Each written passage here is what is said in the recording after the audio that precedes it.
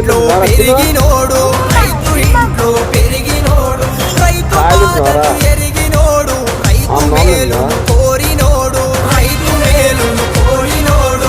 రాజ్యము తను రాజు అయినా రైతే రాజన్నవాడు, రైతు రాజ్య స్థాపనకై రణములెన్నో చేసినాడు. అన్న రైతన్నో మా అన్న రైతన్నా, అన్న వెంక